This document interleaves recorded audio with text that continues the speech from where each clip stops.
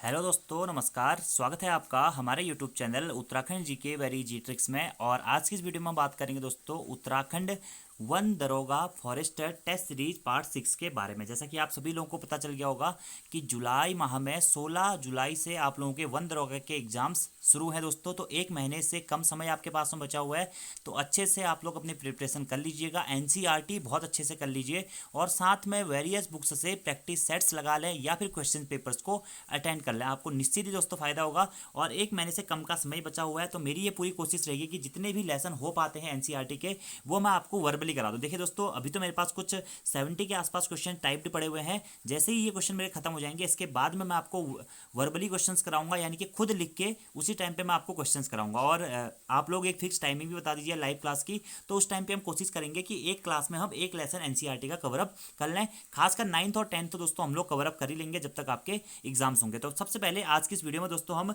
जो हमारा छठा पार्ट है वन दरोगा का, इसमें हम पढ़ेंगे 9th क्लास का जो लेसन नंबर 2 है हमारा, is matter around us pure, यानी कि क्या हमारे आसपास के पदार्थ शुद्ध हैं। इसमें हम तत्व, यौगिक, मिश्रण, विलयन, विलायक, निलंबन, कोलाइड, इन टॉपिक्स के बारे में पढ़ेंगे। और यहाँ से भी आपको एग्जाम में एक या दो प्रश्न देखने को जरूर मिलेंगे। तो वीडियो पसंद आती है, वीडियो को लाइक जरूर करना है, कमेंट जरूर करने हैं और अपने दोस्तों के साथ में वीडियो को दोस्तों शेयर जरूर करना है, ताकि अधिक से अधिक मोटिवेशन मिल सके मुझे आपके लिए वीडियो बनाने हेतु। तो पहला क्वेश्चन है आज का हमारा कि जो पदार्थ एक ही प्रकार के कणों से मिलकर बना होता है उसे क्या कहते हैं। तो आप सभी लोगों को बताया, जो पदार्थ एक ही प्रकार के कणों से मिलकर बना होता है उसे शुद्ध पदार्थ कहते हैं। ठीक है। वैसे एक्चुअलिटी में देखा जाए दोस्तों, तो हमारी प्रकृति में क्या है, शुद्ध पदार्थ हमें बहुत कम देखने को मिलते हैं, लेकिन फिर भी बहुत सारे पदार्थ ऐसे हो जो एक ही प्रकार के कणों से मिलकर बने होते हैं, उन्हें हम क्या कहते हैं, शुद्ध पदार्थ कहते हैं। अब जैसे कि दूसरा क्वेश्चन है, निम्न में से कौन सा शुद्ध पदार्थ है, तत्व, यौगिक, तत्व और यौगिक दोनों, या फिर मिश्रण। तो इसमें से दोस्तों तत्व और यौगिक दोनों क्या है, हमारे शुद्ध पदार्थ के अंतर्गत आते हैं। ठीक है। अब सबसे पहली बात आती है दोस्तों कि तत्व क्या होता है। ठीक है, तत्व क्या होता है, तो तत्व के बारे में आपने पढ़ा होगा कि तत्व वह शुद्ध पदार्थ होता है जिसे साधारण भौतिक या रासायनिक विधियों विधियों द्वारा दो या दो से अधिक अन्य सरल पदार्थों में विभाजित नहीं किया जा सकता है। यानी कि नॉर्मली आप दोस्तों ये कह सकते हैं कि वे शुद्ध पदार्थ जिन्हें दो या दो से अधिक सरल पदार्थों में विभाजित नहीं किया जा सकता है, यानी कि जो एक ही प्रकार के कणों से मिलकर बने होते हैं, उन्हें हम कहते हैं दोस्तों तत्व। तो तत्व भी क्या है, हमारा शुद्ध पदार्थ है। तत्व के साथ साथ ही तत्व, आपको बताइए तत्व कितने हैं हमारे आवर्त सारणी में, जितने भी तत्व हैं, धातुएं होगी, अधातुएं हो गई, उपधातुएं हो गई, ये सभी तत्वों की श्रेणी में आती हैं। या आप ये भी कह सकते हैं कि द्रव्य की उस अवस्था को तत्व कहते हैं जिसमें सभी परमाणुओं का परमाणु क्रमांक समान होता है। ठीक है, तो ये परमाणु तत्व तो आपको बताइए। दूसरा क्या है, यौगिक। यौगिक भी क्या है, हमारा शुद्ध पदार्थ है। कैसे दोस्तों, यौगिक मेनली क्या होते हैं, वे शुद्ध पदार्थ जो एक से अधिक तत्वों के परमाणुओं के एक निश्चित अनुपात में रासायनिक संयोग द्वारा बनते हैं, उन्हें हम कहते हैं यौगिक। जैसे H2O जल क्या है दोस्तों हमारा, ये भी एक यौगिक माना जाता है और इसको भी एक शुद्ध पदार्थ के अंतर्गत माना जाता है। ठीक है, इसी के साथ साथ जो हमारा कार्बन है, सोडियम है, ब्रोमीन है, हाइड्रोजन है, ऑक्सीजन है, ये गैसें भी हमारी दोस्तों तत्वों की श्रेणी में आती हैं। यानी कि वे पदार्थ जो एक ही प्रकार के कणों से मिलकर बने होते हैं, उन्हें हम कहते हैं क्या, शुद्ध पदार्थ। ठीक है, और तत्व को इंग्लिश में कहते हैं एलिमेंट, और यौगिक यानी कि दोस्तों का क्या, कंपाउंड। ठीक है, शुद्ध पदार्थ यानी कि प्योर मटेरियल। तो इतना तो आप इंग्लिश मीडियम वाले एडजस्ट कर सकते हैं। अगला क्वेश्चन है कि पदार्थों को मुख्यतः कितने भागों में बांटा जा सकता है। तो पदार्थों को मुख्यतः दोस्तों दो भागों में बांटा जाता है। वैसे एक शुद्ध पदार्थ होता है और एक अशुद्ध पदार्थ होता है। अगला क्वेश्चन चौथा है कि दो या दो से अधिक पदार्थों का समांगी मिश्रण क्या कहलाता है। तो दो या दो से अधिक पदार्थों का समांगी मिश्रण दोस्तों विलयन कहलाता है। क्या कहलाता है, विलयन। दो या दो से अधिक पदार्थों का समांगी मिश्रण क्या कहलाता है दोस्तों, विलयन कहलाता है।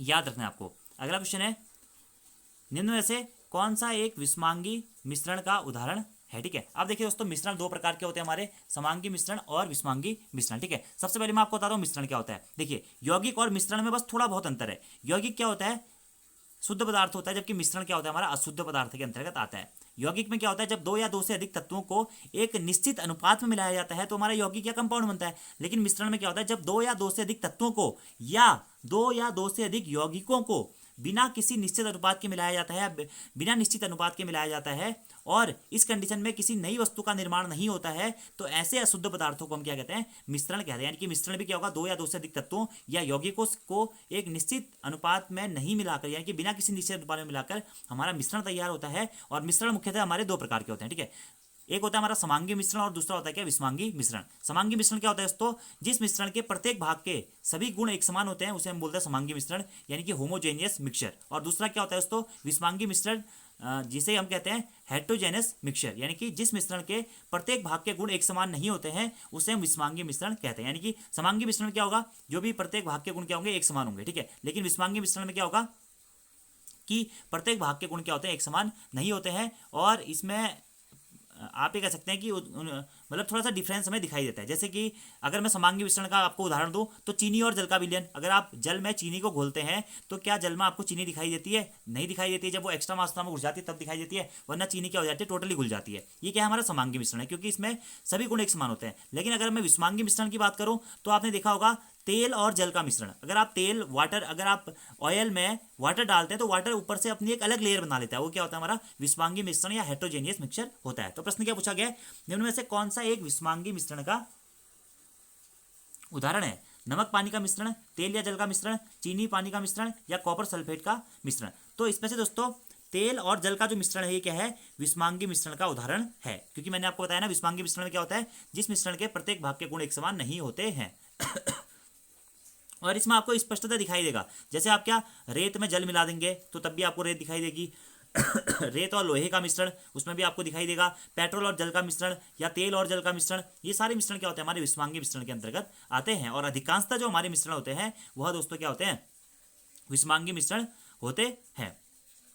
जबकि नमक और पानी का मिश्रण हो गया, चीनी पानी का मिश्रण हो गया और कॉपर सल्फेट का मिश्रण हो गया, जल और कॉपर सल्फेट का मिश्रण, ये हमारे क्या है, समांगी मिश्रण के उदाहरण में आता है। देखिए दोस्तों, तत्व, यौगिक, मिश्रण, कोलाइड, निलंबन ये ऐसे टॉपिक हैं, यहां से आपका एक प्रश्न आपको एग्जाम में जरूर देखने को मिलेगा, ठीक है।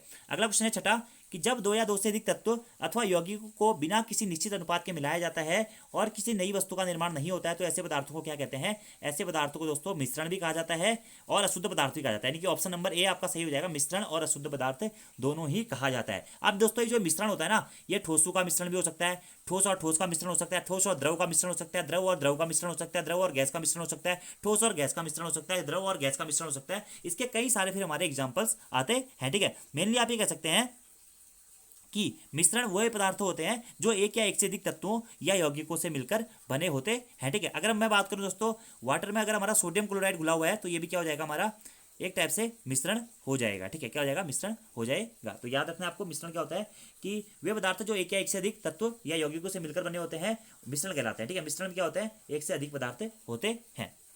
और अशुद्ध पदार्थी मिश्रण भी क्या होता है, अशुद्ध पदार्थ की ही श्रेणी में आता है। अगला क्वेश्चन है, जिस मिश्रण के प्रत्येक भाग के गुण एक समान नहीं होते हैं उन्हें क्या कहा जाता है। तो ये मैंने आपको बताया, जिस मिश्रण के प्रत्येक भाग के गुण एक समान नहीं होते हैं उन्हें दोस्तों विषमांगी मिश्रण कहा जाता है। इसमें आपको देख के पता लग जाएगा कि ये विषमांगी मिश्रण है, जैसे कि तेल और पानी का मिश्रण, पेट्रोल और पानी का मिश्रण, ये विषमांगी मिश्रण होते हैं। और अधिकांशतः मिश्रण हमारे क्या होते हैं, विषमांगी ही होते हैं। अगली चीज ये आती है दोस्तों क्या, समांगी मिश्रण। अब बात आती है कि समांगी मिश्रण क्या होता है। तो जिस मिश्रण के प्रत्येक भाग के गुण या सभी गुण एक समान होते हैं उसे बोलते हैं क्या, समांगी मिश्रण, ठीक है, होमोजेनियस मिक्सचर। तो ये दोनों मिश्रण आपको याद रखना है, समांगी और विषमांगी। एग्जांपल्स की सहायता से आपसे पूछा जा सकता है कि कौन सा समांगी मिश्रण है और कौन सा विषमांगी मिश्रण है, ठीक है। और आपको ये भी याद रखना है कि दो या दो से अधिक मिश्रणीय द्रवों का जो मिश्रण होता है ना, वो भी हमारा क्या होता है, समांगी मिश्रण। जैसे कि मैं आपसे बात करूं अल्कोहल और जल का मिश्रण, आप शराब पीते हैं ना, शराब में पानी मिला के, नीट कोई नीट पीता होगा, वैसे पानी मिला के पीते हैं सारे अधिकतर। तो अल्कोहल और वाटर का मिश्रण, ये भी क्या होता है, आपका समांगी मिश्रण होता है। आपका एक्चुअलिटी में ये एग्जांपल है, ठीक है। और आप कह सकते हैं ऑक्सीजन के साथ में किसी का भी मिक्सर, नाइट्रोजन के साथ में जो मिक्सर्स होते हैं वो हमारे मेनली क्या होते हैं, समांगी मिश्रण में आते हैं। या विलयन, जितने भी हमारे विलयन होते हैं और मिश्र धातुएं, एलॉयज, वो सभी क्या होते हैं, समांगी मिश्रण के अंतर्गत आते हैं। यानी कि आपसे पूछेगा कि पीतल किस मिश्रण के बाद में बनता है, तो पीतल दोस्तों हमारा क्या है, समांगी मिश्रण है। अगला क्वेश्चन वही है कि पीतल किसका मिश्र धातु है, तो कॉपर और जिंक को मिला के दोस्तों हमारा क्या बनता है, पीतल बनता है, ठीक है, कॉपर और जिंक। और कॉपर कितना परसेंट होता है इसमें, 70% दोस्तों कॉपर होता है। और जिंक यानी कि जस्ता कितना होता है, 30% हमारा जस्ता होता है, ठीक है। पीतल किसका मिश्र धातु है, प्रश्न पूछा गया है, तो पीतल दोस्तों कॉपर और जिंक का मिश्र धातु है। और सभी मिश्र धातुएं क्या होती हैं दोस्तों, समांगी मिश्रण होते हैं। यानी कि आप ये कह सकते हैं कि इसके प्रत्येक भाग के सभी गुण क्या होते हैं, एक समान होते हैं, ठीक है। और इन्हें भौतिक क्रिया द्वारा अवयवों में पृथक नहीं किया जा सकता है,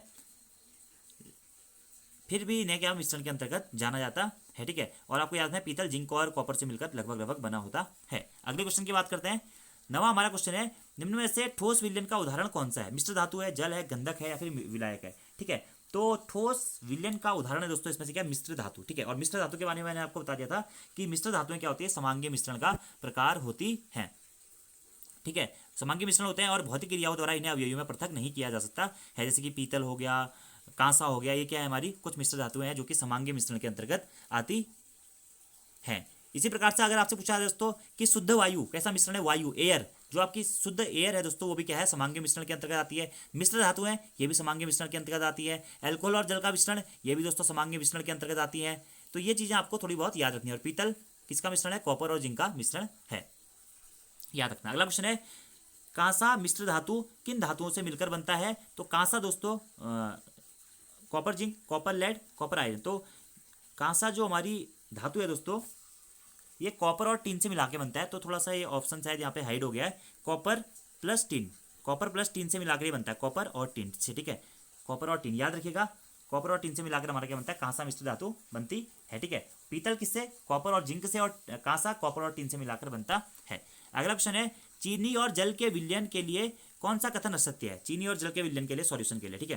तो विलयन क्या होता है, दो या दो से अधिक पदार्थों का समांगी मिश्रण, ये हमारा क्या होता है, विलयन कहलाता है। इसी कारण कहते हैं हम कि विलयन, जितने भी विलयन होते हैं वो समांगी मिश्रण के अंतर्गत आते हैं, क्योंकि विलयन में चीजें क्या हो जाती हैं, टोटली घुल जाती हैं, अप्रोक्सीमेटली पूरी घुल जाती है। जैसे कि चीनी का जल में विलयन हो गया, और अल्कोहल और शराब का मिश्रण हो गया, अल्कोहल और जल का मिश्रण हो गया, ये सारे मिश्रण, ठीक है।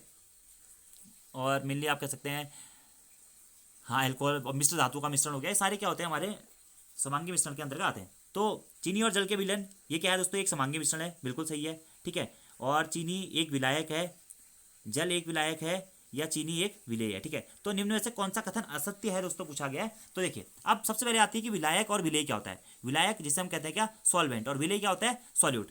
किसी भी, जो भी दोस्तों दो चीजें आप मिक्स कर रहे हैं, सपोज दैट आप वाटर और चीनी को मिक्स कर रहे हैं, तो चीनी और जल को आप जब भी मिक्स करेंगे तो जो चीज ज्यादा होगी उसे हम बोलते हैं विलायक, यानी कि सॉल्वेंट। यानी कि जिस चीज में घोला जाता है, जिस चीज में घोला जाता है उसे हम कहते हैं क्या, सॉल्वेंट। ये हमेशा क्या होता है, ज्यादा होता है। जैसे कि वाटर में आप, जैसे आप चाय बनाते हैं तो चाय में आप क्या डालते हैं, चीनी डालते हैं। जैसे आप कभी चीनी वाला पानी पीते होंगे, तो शरबत बनाते होंगे तो पानी में आप क्या डालते हैं, चीनी डालते हैं। तो चीनी की मात्रा क्या होती है, कम होती है। तो जिसकी मात्रा कम होती है वो हमारा विलेय होता है। यानी कि नॉर्मली आप ये भी कह सकते हैं कि विलायक हमारे वे होते हैं जिसका मेनली जो घोल होता है विलयन में, जो भी चीज जो मुख्यतः घोल होता है वो हमारा विलायक कहलाता है, जिसे हम सॉल्वेंट कहते हैं। और सॉल्यूट क्या होता है, जो कम मात्रा में होता है और जिसको घोला जाता है। जो घुलता है उसे विलेय कहते हैं, और जिसमें घुलता है उसको विलायक कहते हैं। ये चीज आपको याद रखनी है, ठीक है। तो चीनी और जल के विलयन में, इसमें दोस्तों ज्यादा क्या होता है, जल होता है, जल ज्यादा होता है ना, तो जल एक विलायक है। ये तो बिल्कुल सही है, क्योंकि जल की मात्रा क्या होती है, ज्यादा होती है। और विलायक क्या होता है, जिसमें घुला जाता है, जिसमें घुलता है वो हमारा विलायक या सॉल्वेंट होता है। चीनी एक विलेय है, बिल्कुल, क्योंकि विलेय क्या होता है, यह कम मात्रा में होता है और विलेय को घुला जाता है, ठीक है। अब अगला, यह एक समांगी मिश्रण, बिल्कुल सही है। तो चीनी एक विलायक है, ये कथन हमारा असत्य हो जाएगा, क्योंकि विलायक क्या होता है, विलायक की मात्रा हमेशा क्या होती है, अधिक होती है। विलेय, विलयन, विलायक, इसमें आपको तीन चीजों में याद रखने की, विलेय की मात्रा क्या होगी, सबसे कम होगी। जैसे आप शराब पीते हैं, ठीक है, आप लोग जब भी दारू पीते हैं तो ये एग्जांपल सबको पता होगा। तो आप तो थोड़ा सा पैक बनाते हैं कि कहते हैं चलो थोड़ा सा पैक बनाते हैं और उसमें पानी ज़्यादा डालते हैं। तो इसमें सॉल्वेंट कौन सा होगा और सॉल्यूट कौन सा होगा। तो देखिए ज़्यादा क्या है, पानी ज़्यादा होता है ना, तो पानी ज़्यादा है तो पानी क्या हो जाएगा, हमारा विलायक हो जाएगा, यानी कि जिसमें घुल रहा है, पानी में घुल रहा है, ठीक है। और शराब क्या हो जाएगी आपकी, अल्कोहल क्या हो जाएगा, ये आपका विलेय हो जाएगा, जो घुल रहा है। ऐसे आपको याद रखना है, तो ठीक है। और चीनी और जल का विलयन जितने भी होते हैं, विलयन क्या होते हैं, समांगी मिश्रण होते हैं, आपको ये डायरेक्टली याद रखना है। तो कौन सा कथन सत्य है, ऑप्शन बी है सत्य है, चीनी एक विलायक नहीं है, चीनी एक क्या है, विलेय है। अगला 12वां क्वेश्चन है कि टिक्चर ऑफ आयोडीन किसका विलयन होता है। तो टिक्चर ऑफ आयोडीन क्या है, प्रश्न पूछा था आपसे, ये दोस्तों विलयन है। किस किस का विलयन होता है, आयोडीन और अल्कोहल का विलयन हमारा टिक्चर ऑफ आयोडीन कहलाता है। क्या, आयोडीन और अल्कोहल का विलयन, ठीक है। विलयन आपको बताइए, दो या दो से अधिक पदार्थों का समांगी मिश्रण हमारा विलयन कहलाता है। और ठोस, द्रव या गैस एक दूसरे से मिलकर भी हमारी क्या बनाते हैं, विलयन बनाते हैं, ठीक है। मिश्र धातु है, सभी हमारी नॉर्मली समांगी मिश्रण के अंतर्गत आती है, ठीक है। चीनी और जल का विलयन, ये भी हमारा एक विलयन होता है, इसमें चीनी विलेय होती है और जल क्या होती है, विलायक होती है, ठीक है। इसी प्रकार से जो ये क्वेश्चन है, आयोडीन और अल्कोहल का जो विलयन है उसे हम क्या कहते हैं, टिक्चर ऑफ आयोडीन कहते हैं, ठीक है। इसमें क्या होता है, आयोडीन क्या है, विलेय है, और अल्कोहल क्या होता है, विलायक होता है। आयोडीन कम मात्रा में होता है इसलिए विलेय होता है, यानी कि आयोडीन को घुला जाता है। किसमें घुला जाता है, अल्कोहल में, तो अल्कोहल विलायक होता है। तो प्रश्न आपसे पूछा जाता है कि टिक्चर ऑफ आयोडीन, जो कि आयोडीन और अल्कोहल का मिश्रण है, इसमें विलेय क्या है, यानी कि सॉल्यूट क्या है और सॉल्वेंट क्या है, ठीक है। तो सॉल्यूट विलेय क्या हो जाएगा, इसमें आयोडीन हमारा विलेय है और अल्कोहल हमारा क्या है, विलायक है। ऐसे दोस्तों एक और एग्जांपल मैं आपको दूं, तो जैसा आप सोडा वाटर या कोक आदि जो तरल विलयन होते हैं, ये गैस के रूप में होते हैं, ठीक है। इसमें जो कार्बन डाइऑक्साइड होती है वो गैस विलेय के रूप में काम करती है, और जल क्या होता है, विलायक के रूप में कार्य करता है। तो आपसे प्रश्न पूछा जाता है कि सोडा जल, कोक इत्यादि में विलेय के रूप में क्या कार्य करता है, तो कार्बन डाइऑक्साइड काम करती है सॉल्यूट के रूप में, और सॉल्वेंट यानी कि विलायक के रूप में हमारा वाटर काम करता है। अगर हम दोस्तों हम एयर की बात करें तो एयर क्या होता है, गैस का गैस में विलयन होता है, ठीक है, गैस का गैस में जो हमारा विलयन होता है वो हमारा एयर कहलाता है। अब इसमें कौन सी गैस हमारी विलेय है, कौन सी गैस विलायक है, तो आपको बताइए एयर में क्या होती है, मेनली 21% हमारी क्या होती है, ऑक्सीजन होती है, और 78% के आसपास में क्या होती है, नाइट्रोजन होती है। तो जो गैस ज्यादा है 78% नाइट्रोजन क्या हो जाएगी इसमें दोस्तों, नाइट्रोजन हो जाएगा विलायक, नाइट्रोजन क्या हो जाएगा विलायक यानी कि सॉल्यूट, सॉरी सॉल्वेंट, ठीक है, और विलेय क्या हो जाएगा, ऑक्सीजन हमारी विलेय हो जाएगी। तो ये कुछ एग्जांपल्स होते हैं विलेय और विलायक को पहचानने की, ये आपको दोस्तों अच्छी तरीके से पढ़ना है, ठीक है। और बाकी समांगी और विषमांगी मिश्रण में क्या अंतर होता है, क्या क्या इसकी प्रॉपर्टीज होती है, ये जो भी चीजें एनसीईआरटी में दी गई है ना, ये आपको निश्चित ही कर लेनी है, ठीक है। तो विलेय और विलायक आपका कंफ्यूजन क्लियर हो जाना चाहिए इन दोनों के संदर्भ में, ठीक है। और विलेय के कणों मतलब जो विलयन के कणों में हमेशा क्या होती है, समांगिकता होती है, यानी कि समान होते हैं विलयन के कण, ये भी आपको याद रखना है, ठीक है। अगला टिक्चर और आयोडीन का मिश्रण क्या होता है, आयोडीन और अल्कोहल का होता है। टिक्चर ऑफ आयोडीन किसका विलयन है, तो अल्कोहल और आयोडीन का, ठीक है।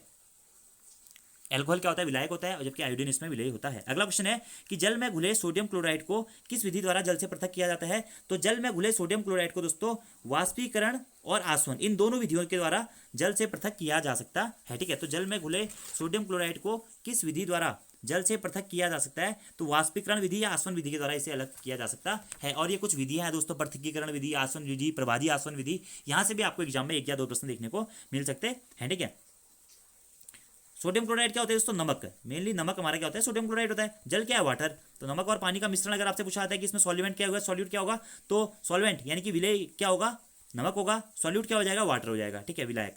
अगला क्वेश्चन, निम्न में से जल और गैस का विलयन है, नमक, नींबू पानी, वायु या फिर कोका कोला। तो अभी मैंने थोड़ी देर पहले ही आपको बताया था दोस्तों, कोका कोला क्या है, हमारा जल और गैस का विलयन है। और जो एक कोका कोला है दोस्तों, या कोका कोला है, सोडा जल है, जो भी आप सोडा वोडा पीते हैं, कोका कोला पीते हैं, जो भी पीते हैं, तो इसमें किस किस का मिलने है, गैस का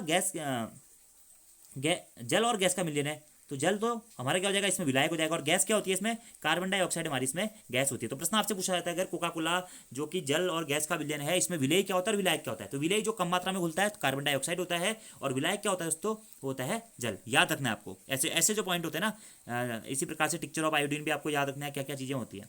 अगला क्वेश्चन, वात युक्त पेय कोक में एक विलेय क्या होता है, यानी कि जो कोका कोला होता है इसमें विलेय क्या होता है, सॉल्वेंट क्या होता है, ठीक है, नहीं सॉल्यूट बोलते हैं शायद विलेय को, ठीक है, हाँ सॉल्यूट बोलते हैं, ठीक है। तो थोड़ा सा इंग्लिश वीक है।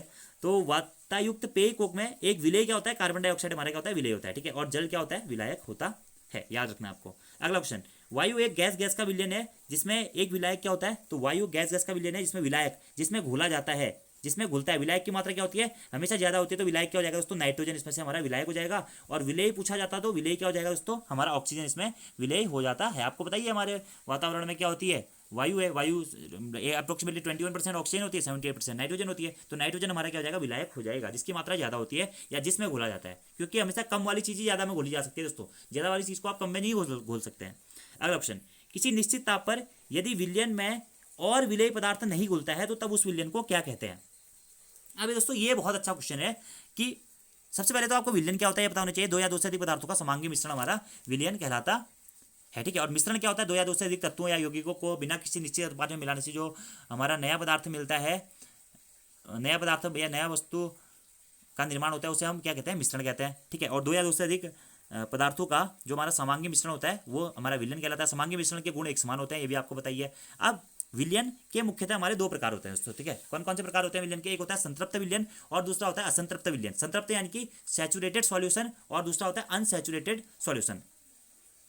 अब जो विलयन होता है दोस्तों, जिस प्रकार से मिश्रण ठोस का गैस के साथ में भी हो सकता था, ठोस का द्रव के साथ में भी हो सकता था, ठोस का ठोस के साथ में भी हो सकता था, उसी प्रकार से जो हमारा विलयन होता है ये भी क्या हो सकता है, ठोस का द्रव या गैस के साथ में हो सकता है, या ठोस का गैस के साथ में हो सकता है इस प्रकार से, या गैस का गैस के साथ में हो सकता है। तो इस प्रकार से हमारे क्या होते हैं, विलियंस भी होते हैं। इनका एक चार्ट भी है एनसीईआरटी में, वो आपको अच्छी तरीके से पढ़ लेना है, ठीक है। और जो पदार्थ अधिक मात्रा में होता है उसे विलायक कहते हैं, जो कम मात्रा में होता है उसे विलेय कहते हैं, ठीक है। जैसे मैंने आपको अल्कोहल और जल का मिश्रण दिया था, चीनी और जल का एग्जाम्पल दिया था। अब 2 चीजें होती है विलयन के प्रकार के अंतर्गत, एक होता है संतृप्त विलयन और दूसरा होता है असंतृप्त विलयन, ठीक है। संतृप्त विलयन क्या होता है कि यदि विलयन में और अधिक विलेय पदार्थ नहीं घुलता है, जैसे आप लोग ने पानी में आप चीनी मिला रहे हैं, तो पानी में चीनी उसी कंडीशन तक घुलती है जब तक उसका क्या होता है, घुलना होता है, ठीक है। यानी कि आप एक बात ये समझ सकते हैं कि अगर आप उससे अधिक मात्रा में चीनी को पानी में घुलाएंगे तो चीनी नहीं घुलेगी, वो नीचे साइड पे अटक जाती है। बहुत बार क्या होता है कि आप चाय बनाते होंगे तो आप चीनी को जब भी घुमाते हैं या जो भी करते हैं तो उसके बाद में क्या होता है, लास्ट में कुछ चीनी बच जाती है, यानी कि वो क्या होता है, उसे हम बोलते हैं समांगी मिश्रण। तो याद रखना आपको,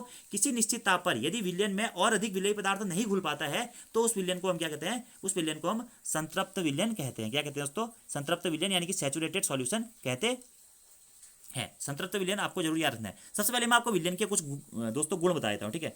विलयन का क्या होता है, विलयन एक समांगी मिश्रण होता है, बिल्कुल सही बात है। और विलयन का जो आकार होता है या इनका कण जो होते हैं बहुत छोटे होते हैं, इन्हें नग्न आंखों से नहीं देखा जा सकता है। और विलयन क्या होता है, हमारा स्थायी होता है, यानी कि विलयन के कणों को आप क्या कर सकते हैं, पृथक नहीं कर सकते हैं, जो कि उसमें घुल जाते हैं, ठीक है। जैसे कि चीनी और पानी का घोल है तो उसमें से आप फिर चीनी को बाद में अलग नहीं कर सकते हैं, क्योंकि उसमें एक्चुअलिटी में घुल जाता है, ठीक है।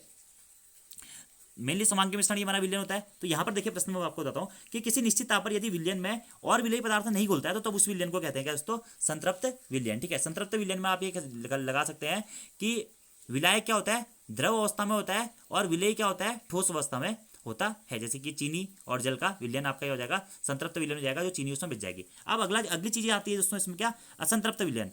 यानी कि आप ये कह सकते हैं कि जब एक विलयन में विलेय पदार्थ की मात्रा संतृप्त से कम होती है उसे हम कहते हैं क्या, असंतृप्त विलयन। जैसे कि आपने असंतृप्त विलयन में आपको मैं एक नॉर्मली एग्जांपल दे सकता हूं, जैसे आप पानी में चीनी मिला रहे हैं, ठीक है। अब आपने उसमें चीनी की मात्रा कम मिलाई तो वो क्या हो जाएगा, हमारा असंतृप्त विलयन हो जाएगा।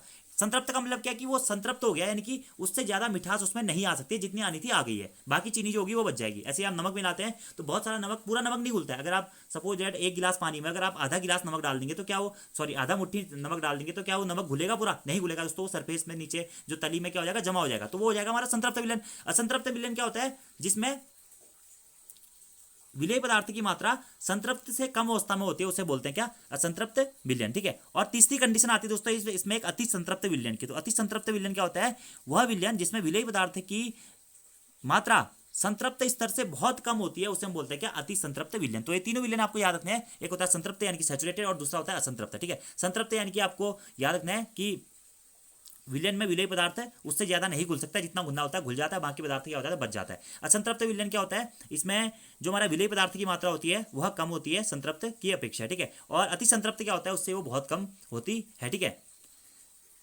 और असंतृप्त विलयन में और अधिक विलेय मिलाने से वह तब तक घुलता जाता है कि जब तक विलयन संतृप्त। जैसे आप सपोज आपने मान के चलिए आपने चाय बनाई, एक गिलास चाय बनाई, उसमें आपने 1 चम्मच चीनी डाली, तो 1 चम्मच चीनी क्या हो जाएगी, घुल जाएगी। उसके बाद में ये क्या हो जाएगा आपका, 1 चम्मच चीनी तो डाली आपने, वो उसमें पूरी तरह घिल गई, ये हो जाएगा हमारा असंतृप्त विलयन। अब उसमें आप 4 चम्मच चीनी डाल दे रहे हैं तो 4 चम्मच में से 4 के 4 चम्मच तो घुलेगी नहीं, थोड़ी बहुत घुलेगी, जितनी उसकी मिठास हो जाएगी, संतृप्तता हो जाएगी, तो बाकी चीनी बच जाएगी। तो ये हमारा हो गया क्या, ये हो गया हमारा संतृप्त विलयन। अगला हो गया अति संतृप्त, यानी कि अति संतृप्त का मतलब है बहुत कम, यानी कि बहुत कम आता है, यानी कि आपने चीनी थोड़ी सी 2 दाने चीनी के डाल दिया और घुला दिया, तो हो जाएगा हमारा अति संतृप्त। तो ये तीनों चीजें, संतृप्त, असंतृप्त और तनु, और ये क्या बोलते हैं अति संतृप्त, ये तीनों चीजें आपको ना थोड़ी बहुत दोस्तों याद रखनी है, क्योंकि एग्जाम में आपसे यहां से प्रश्न मिल सकता है, आपको डायरेक्टली मिल सकता है, ठीक है। अगला क्वेश्चन, तो आंसर इसका क्या हो जाएगा, विलेय पदार्थ और अधिक नहीं घुलता है, संतृप्त विलयन, सैचुरेटेड सॉल्यूशन। अगला प्रश्न है 18वां, कि विलयन के संबंध में निम्न में से कौन सा कथन सत्य है। विलयन में प्रकाश के मार्ग दिखाई देते हैं, विलयन एक समांगी मिश्रण है, विलयन स्थायी प्रकृति का होता है, इनके कणों का आकार, कणों का व्यास 1 नैनोमीटर से कम होता है, इसके कारण इसे नग्न आंखों से नहीं देखा जा सकता है, ठीक है। तो विलयन के संबंध में कौन सा कथन असत्य है, तो असत्य हमारा ऑप्शन नंबर ए हो जाएगा दोस्तों, कि विलयन में प्रकाश का मार्ग दिखाई देता है। गलत हो जाएगा ये, क्योंकि विलयन में प्रकाश का मार्ग नहीं दिखाई देता है। तो विलयन एक समांगी मिश्रण होता है, इसके कणों का आकार 1 नैनोमीटर से कम होता है, 1 नैनोमीटर बराबर होता है 10⁻⁹ मीटर, इसी कारण इन्हें नग्न आंखों से भी नहीं देखा जा सकता है। और ये क्या होता है कि हमारा स्थायी विलयन होता है, क्योंकि इसमें से जो कण इसमें घुल गए हैं उन्हें पृथक नहीं किया जा सकता है, ठीक है। और इसमें प्रकाश का मार्ग भी नहीं दिखाई देता है, क्योंकि छोटे कण क्या होता है, विलयन से जो भी हमारी प्रकाश की किरणें गुजरती हैं उन्हें फैलाते नहीं है, एक्सपोज नहीं करते हैं, जिस कारण इसमें प्रकाश का मार्ग नहीं दिखाई देता है, ठीक है। तो दिखाई देता है दिया गया, तो इसलिए असत्य हो जाएगा। अगला हमारा क्वेश्चन है कि विलेय पदार्थ की मात्रा जो किसी ताप पर संतृप्त विलयन में उपस्थित होती है उसकी क्या कहलाती है, ठीक है। तो विलेय पदार्थ की मात्रा जो किसी ताप पर संतृप्त विलयन में उपस्थित होती है उसकी घुलनशीलता कहलाती है। क्या कहलाती है, घुलनशीलता कहलाती है। ये तो बेसिक सा क्वेश्चन है, आप लोगों ने कर भी लिया होगा, ठीक है। बाकी आपने विलयन की सांद्रता के बारे में पढ़ा होगा दोस्तों, विलायक होता है, विलेय पदार्थ होता है, और विलायक या विलेय पदार्थ की मौजूदगी के आधार पर ही हम उसे तनु विलयन, सांद्र विलयन और संतृप्त विलयन कहते हैं। इनका क्या एक्सपेरिमेंट, क्या परसेंटेज रहता है, ये भी आप लोग ने अच्छी तरीके से पढ़ा ही होगा। ठीक है, आगे बात करते हैं कि विलयन की सांद्रता का सही सूत्र नहीं है। ठीक है, तो सबसे पहली बात आती है कि दोस्तों विलयन की सांद्रता क्या होती है। तो विलयन की सांद्रता के लिए आपको बस एक फॉर्मूला याद रखना है और उसी फॉर्मूले के अकॉर्डिंग आपको सारी चीजें करती हुई चलनी पड़ती है। ठीक है, विलयन की सांद्रता का सूत्र नहीं है पूछा गया, तो विलेय पदार्थ का द्रव्यमान इंटू 100 अपॉन विलयन पदार्थ का द्रव्यमान, विलयन पदार्थ का द्रव्यमान इंटू 100 अपॉन विलयन का आयतन, विलेय पदार्थ का द्रव्यमान इंटू 100 अपॉन विलयन का आयतन, सभी सुमेलित हैं। तो इसमें से दोस्तों कौन सा सूत्र नहीं है पूछा गया है, तो इसका जो राइट आंसर हो जाएगा वो जाएगा ऑप्शन नंबर बी। विलयन की सांद्रता का सही सूत्र इसमें से ऑप्शन बी हमारा नहीं है। अब कैसे नहीं है मैं आपको बताता हूं। देखिए, विलयन की सांद्रता क्या होती है, मेनली आप ये कह सकते हैं कि विलयन की मात्रा में विलेय की जो मात्रा होती है उसे हम क्या कहते हैं, विलयन की सांद्रता कहते हैं। नॉर्मली अगर आपको इसकी डेफिनेशन लिखनी है तो आप लिख सकते हैं कि विलायक की मात्रा दोस्तों या तो द्रव्यमान में हो सकती है या आयतन में हो सकती है। ठीक है, विलायक की मात्रा द्रव्यमान अथवा आयतन में घुले हुए विलेय पदार्थ की मात्रा को क्या कहते हैं, विलयन की सांद्रता कहते हैं। यानी कि विलायक पदार्थ की मात्रा, मैं आपको बताता हूं, ये हो जाएगी विलायक की मात्रा।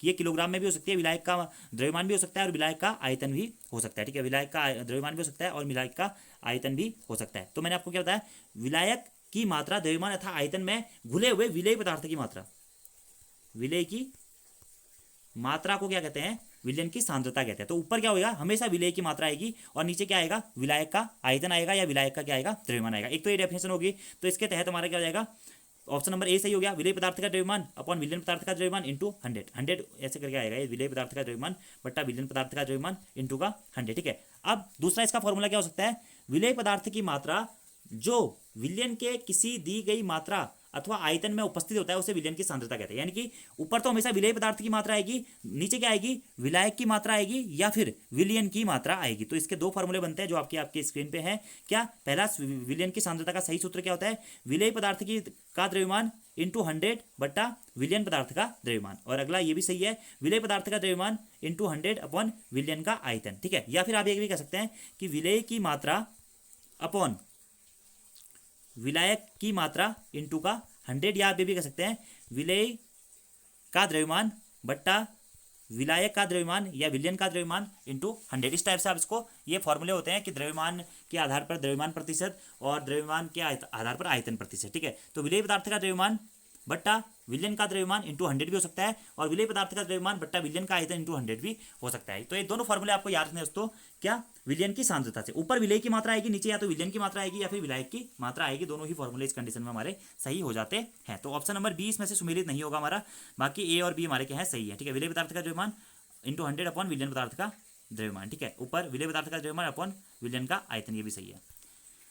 अगला क्वेश्चन है, तापमान बढ़ाने पर पदार्थ की घुलनशीलता पर क्या प्रभाव पड़ेगा। ठीक है, तो तापमान बढ़ाने पर दोस्तों जो हमारी पदार्थ की घुलनशीलता होती है वो भी क्या होती है, बढ़ती है। तो ऑप्शन नंबर सी हमारा सही हो जाएगा इसमें। अगला क्वेश्चन देखिए दोस्तों, ये क्वेश्चन है, इससे आपको सांद्रता वाला क्वेश्चन समझ में आएगा।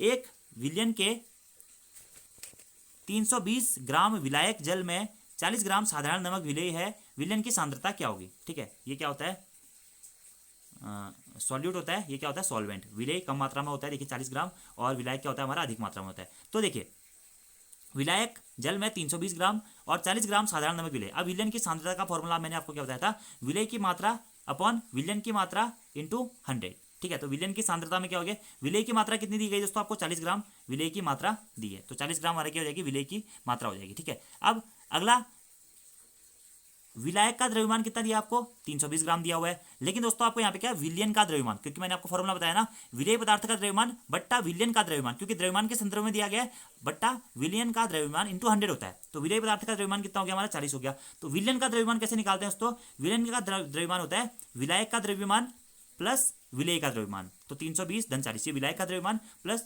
विलेय का द्रव्यमान। तो विलयन का द्रव्यमान या विलयन की मात्रा आपको कैसे निकालनी है, हमेशा आपको याद रखना है, विलयन की मात्रा कैसे निकलेगी, विलेय की मात्रा धन विलायक की मात्रा, या विलयन का द्रव्यमान कैसे निकलेगा, विलेय का द्रव्यमान धन विलायक का द्रव्यमान। तो देखिए डायरेक्टली फॉर्मूला है दोस्तों, जो मैंने आपको थोड़ी देर पहले बताया कि विलयन की सांद्रता द्रव्यमान के संदर्भ में पूछी गई है, सारी वैल्यू द्रव्यमान में, तो द्रव्यमान का फॉर्मूला लगाएंगे, विलेय की सांद्रता सॉरी विलयन की सांद्रता बराबर क्या होता है, विलेय पदार्थ का द्रव्यमान बट्टा विलयन का द्रव्यमान इंटू 100। तो विलेय पदार्थ का द्रव्यमान 40 है बट्टा विलयन का द्रव्यमान बराबर क्या होता है, विलायक का द्रव्यमान धन विलेय का द्रव्यमान 320 धन 340 इंटू का 100। तो इसको आप सॉल्व करेंगे दोस्तों तो 40 बट्टा हो जाएगा 360 ही 1/9। तो इसका आंसर आ जाएगा दोस्तों आपका 11.1 के आसपास। ठीक है, 11.1 आपका इसका राइट आंसर हो जाएगा। डायरेक्टली फॉर्मूला लगाना है, आसानी से क्वेश्चन हो जाते हैं। अगला हमारा क्वेश्चन है कि वह विस्मांगी मिश्रण जिसमें ठोस के छोटे छोटे कण पूरे द्रव में बिना घुले रहते हैं क्या कहलाता है। तो वह विस्मांगी मिश्रण जिसमें ठोस के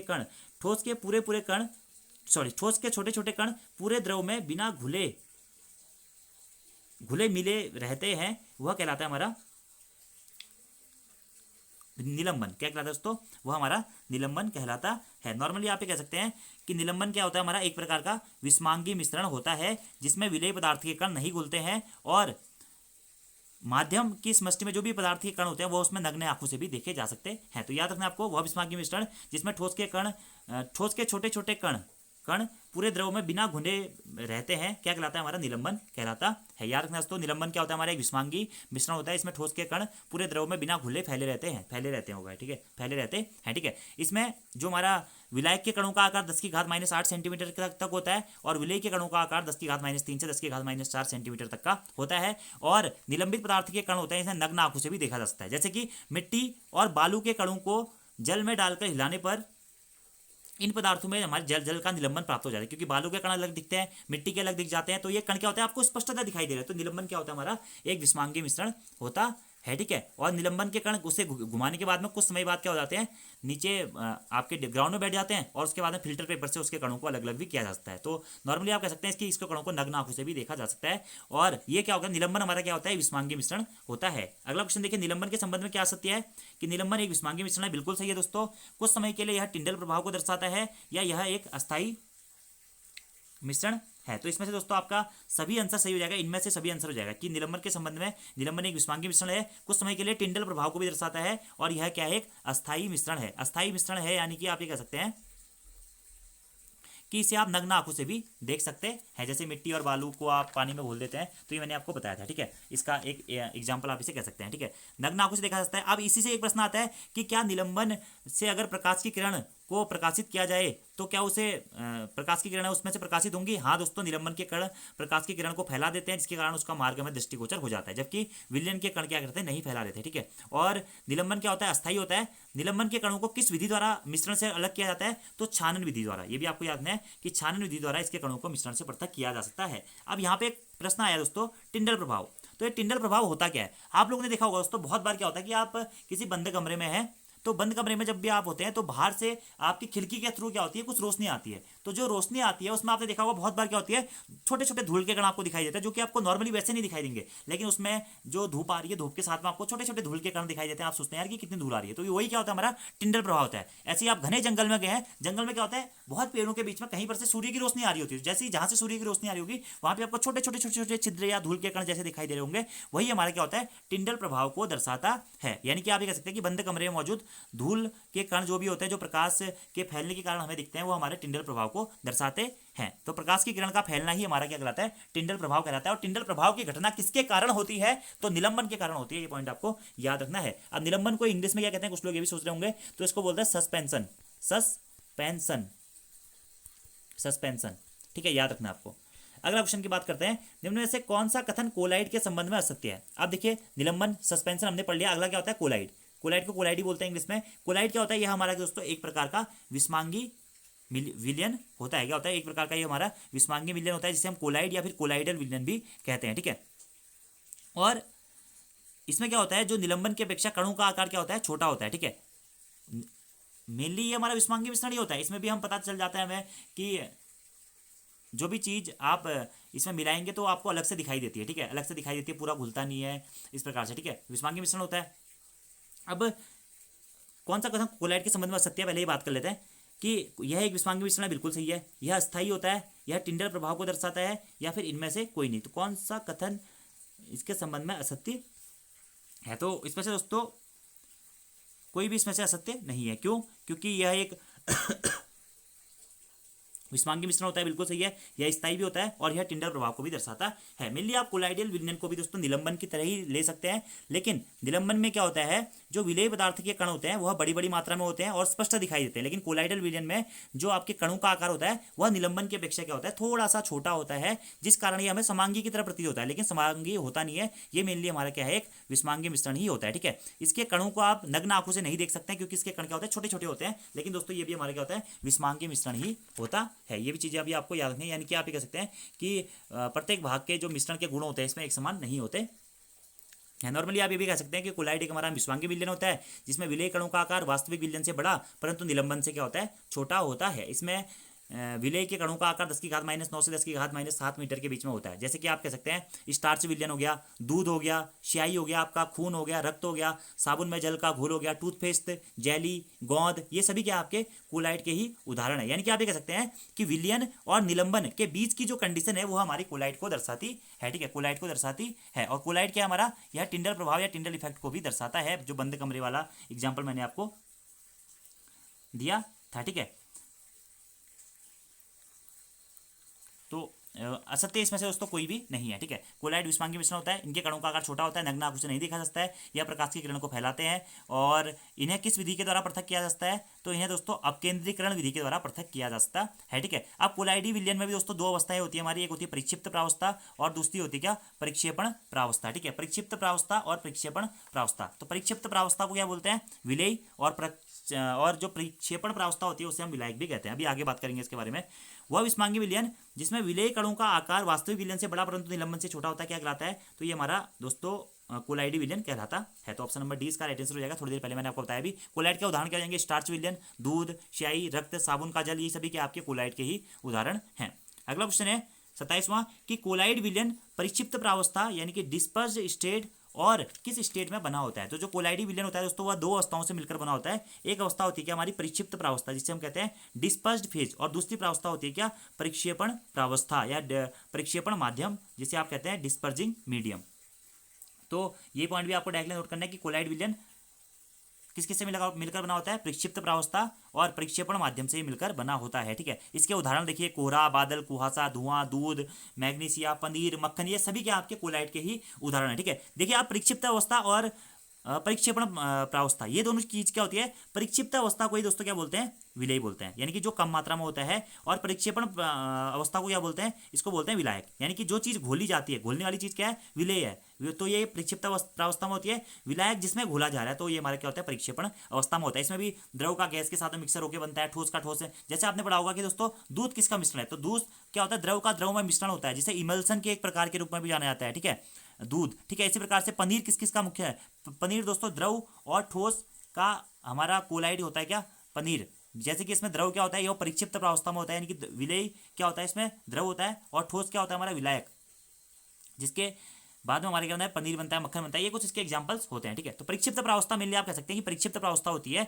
विलेय की प्रावस्था, और परिक्षेपण माध्यम होता है हमारा क्या, विलायक की मात्रा। ये चीजें आप नोट कर सकते हैं। और बाकी ये जो कोलाइड होते हैं यह विलयन और निलंबन के बीच का जो कंडीशन होती है वो हमारी इसमें दिखाता है। ठीक है, परीक्षेपण माध्यम और परिक्षिप्त माध्यम, परीक्षेपण माध्यम को विलायक कहते हैं, परिक्षिप्त माध्यम जो उसमें डाला जा रहा है वो भी हमारा क्या होता है, विलेय होता है। याद रखना आपको। ठीक है, और पायस आपने पढ़ा होगा, पायस क्या होता है दोस्तों, पायस या इमल्सन। ठीक है, दूध भी हमारा क्या है, पायस का उदाहरण है। ठीक है, दूध भी हमारा क्या है, पायस का उदाहरण है। पायस यानी कि द्रव में जब परिक्षेपण माध्यम भी द्रव है और परिक्षिप्त माध्यम भी द्रव है, यानी कि विलायक और विलेय दोनों द्रव होता है, तो वहाँ पे हमारा पायस बनता है। ठीक है, पायस यानी कि दूध और पानी का मिश्रण, आप ये कह सकते हैं तेल और पानी का मिश्रण। ठीक है, ये हमारे पायस के उदाहरण आते हैं। ठीक है, फेस क्रीम भी हमारा पायस या इमल्सन के उदाहरण में आता है।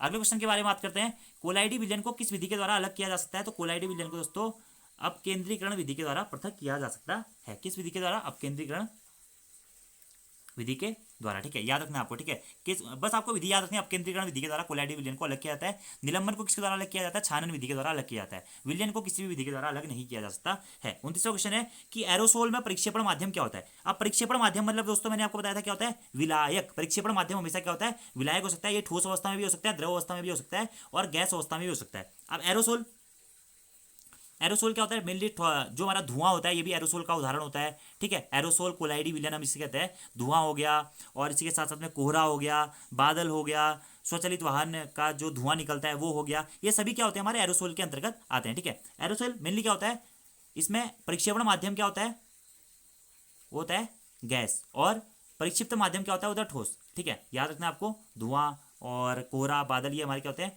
परिक्षेपण माध्यम के उदाहरण। अब देखिए प्रश्न क्या है, एरोसोल में परिक्षेपण माध्यम क्या होता है। ठीक है, अब दोस्तों एरोसोल भी दो प्रकार के होता है, एक होता है ठोस एरोसोल और दूसरा होता है द्रव एरोसोल। यहाँ पे हम मेनली बात करते हैं ठोस एरोसोल की। ठीक है, ठोस एरोसोल में परिक्षेपण माध्यम क्या होता है, यानी कि विलायक क्या होता है पूछा गया, तो ठोस एरोसोल में परिक्षेपण माध्यम दोस्तों क्या होती है, हमारी गैस होता है। तो ऑप्शन नंबर 20 का राइट आंसर हो जाएगा गैस। ठीक है, और परिक्षिप्त क्या होता है, तो परिक्षिप्त हो जाएगा दोस्तों क्या, द्रव। यानी कि आप ये कह सकते हैं कि विलायक क्या होता है, गैस होती है, और विलेय क्या होता है, वो होता है द्रव। ठीक है, ये चीज आपको याद रखनी है। और इसके इसी प्रकार से एक चार्ट दिया है आपके एनसीईआरटी में, कोलाइड्स के सामान्य उदाहरण। वो पूरा चार्ट आपको दोस्तों याद कर लेना है, क्योंकि वहां से आपके एग्जाम में प्रश्न बन सकते हैं कि कोहरा, धुआं, कुहासा कोलाइड के किस प्रकार के अंतर्गत आता है, तो एरोसोल के अंतर्गत आता है। इसमें परिक्षिप्त अवस्था क्या होती है, परिक्षेपण अवस्था क्या होती है, ये चीज आपको थोड़ा सा याद रखनी है। ठीक है, इसी प्रकार से अगर आपसे द्रव एरोसोल के बारे में पूछा जाता है दोस्तों कि द्रव एरोसोल में परिक्षेपण माध्यम क्या होता है और परिक्षिप्त माध्यम क्या होता है, तो द्रव एरोसोल में परिक्षेपण माध्यम होता है यानी कि विलायक होता है गैस, और परिक्षिप्त माध्यम यानी कि विलेय होता है हमारा क्या, द्रव। ठीक है, और प्रक्षेपण माध्यम को बोलते हैं डिस्पर्जिंग मीडियम या डिस्पर्जिंग फेज, और प्रक्षिप्त माध्यम को बोलते हैं क्या, डिस्पर्ज फेज। याद रखना आपको। कोलाइड विलयन एरोसोल में प्रक्षेपण माध्यम क्या होता है, मैंने आपको बता दिया गैस होता है। ठीक है, कोहरा, बादल, कुहासा, ये इसके कुछ उदाहरण है। धुआं, स्वचालित वाहन का निधार, ये सब कुछ हो गया। अगला है, निम्न में से कौन सा टिंडल प्रभाव को दर्शाएगा, साबुन का जल, दूध और पानी का विलयन, कॉपर सल्फेट का विलयन, या फिर नींबू पानी। ठीक है, तो टिंडल प्रभाव थोड़ी देर पहले मैंने आपको बताया था कि टिंडल नामक वैज्ञानिक के द्वारा इसकी खोज की जाती है, और प्रकाश की किरण का फैलना ही हमारा टिंडल प्रभाव कहलाता है। मेनली दूध और पानी का जो विलयन होता है दोस्तों, यह टिंडल प्रभाव को दर्शाता है। क्या, दूध और पानी का विलयन टिंडल प्रभाव को दर्शाता है। ठीक है, और ये भी क्या है, कोलाइड के ही एक प्रकार के अंतर्गत आता है। अगला हमारा 31वां क्वेश्चन है, निम्न में से टिंडल प्रभाव की खोज किसके द्वारा की गई थी, तो टिंडल के द्वारा ही दोस्तों टिंडल प्रभाव की खोज की गई थी, टिंडल नामक वैज्ञानिक के द्वारा। ठीक है, इसमें प्रकाश का माध्यम हमारा दृष्टिगोचर होता है, कोलाइड्स का एक प्रकार है, यानी कि टिंडल प्रभाव कोलाइड के ही प्रभाव के अंतर्गत होता है। अगला, निम्न में से कौन सा इमल्सन का उदाहरण है, तो दोस्तों दूध हमारा क्या है, इसमें से इमल्सन का उदाहरण है। क्या है, दूध इसमें से हमारा क्या है, इमल्सन का उदाहरण है। ठीक है, और दूध के साथ साथ ही फेस क्रीम जो होती है वो भी इमल्सन का उदाहरण होती है, यानी कि द्रव का द्रव में विलयन, यानी कि जल का जल में जो विलयन बनता है वो हमारा इमल्सन कहलाता है। यानी कि इसमें परिक्षिप्त माध्यम, विलायक भी द्रवी होता है और विलयन भी द्रवी होता है, यानी कि विलय भी द्रवी होता है और विलायक भी द्रव ही होता है। पॉइंट आपको याद रखना है। ठीक है, और आज के आपके दोस्तों दो होमवर्क के क्वेश्चन है, निम्न में से कौन सा सोल का उदाहरण है, और निम्न में से किसे सार्वत्रिक विलायक या यूनिवर्सल सॉल्वेंट कहा जाता है। इसका आंसर आपको कमेंट बॉक्स में देना है। और दोस्तों आई होप आज की वीडियो से आपने बहुत कुछ सीखा होगा, खासकर ये जो टॉपिक है आपके मिश्रण, विलयन, विलेय, विलायक, यहाँ से आपको ये चीज़ें याद रखनी है, क्योंकि एग्जाम में यहाँ से आपका प्रश्न पूछा जा सकता है। तो आज ये 30 प्रश्न करते हैं दोस्तों, अगली वीडियो में हम इसके आगे के 30 प्रश्नों को डिस्कस करेंगे। So thank you friends, thanks for watching video, see you next time.